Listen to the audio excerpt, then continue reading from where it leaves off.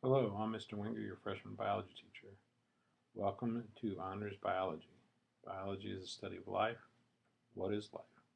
Life is defined by the following characteristics: cells, organization, responsiveness to stimuli, homeostasis, metabolism, growth and development, reproduction, evolution.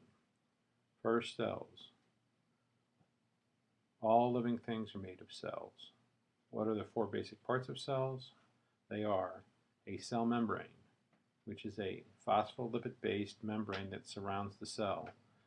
It also contains protein.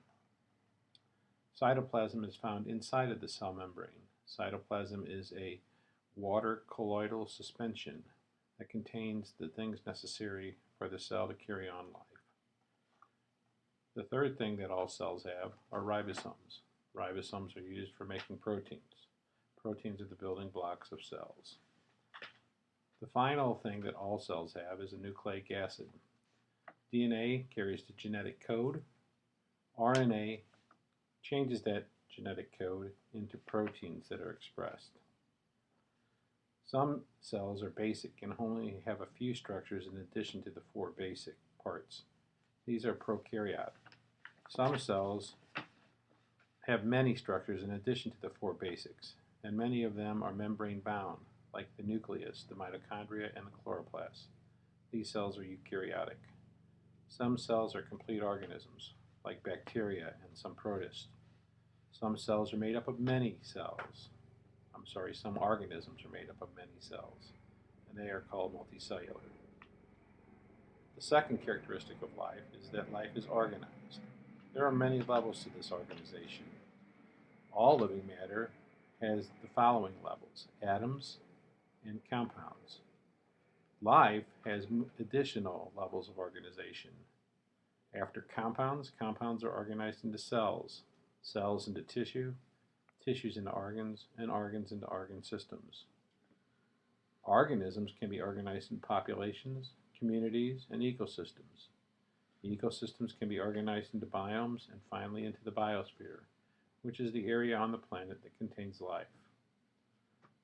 Living things, organisms, also respond to stimuli. Bacteria will form endospores when conditions are unfavorable. Some plants will shed leaves during the winter. Some people will move away from very hot objects. All living things respond to their environment in different ways. Next, all living things maintain homeostasis. Homeostasis is the internal condition of a cell or organism that is maintained and is different from the conditions of the environment. In individual cells, the cell membrane is the primary structure for maintaining homeostasis. Homeostasis is a dynamic equilibrium. In other words, it is constantly changing but remaining the same overall. Metabolism is the next characteristic of life. All living things have a metabolism. Their metabolism is the overall chemical process that allows life to use energy. All living things has a source of energy. Some get their energy from the sun, like photoautotrophs.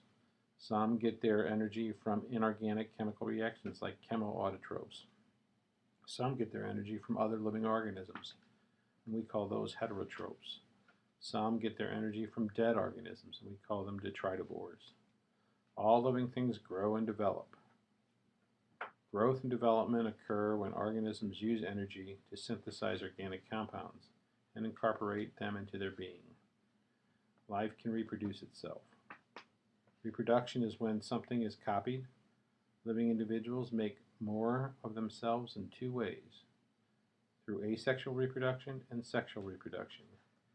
In asexual reproduction, exact copies are made. Some people might call these clones. Sexual reproduction produces a blended copy from two parents. Finally, all living things evolve. Evolution is a change of a species over time. A species is a group of naturally interbreeding organisms that produce fertile offspring. Species evolve. Individual organisms do not evolve. Evolution is dependent on variations that become adaptations by natural selection.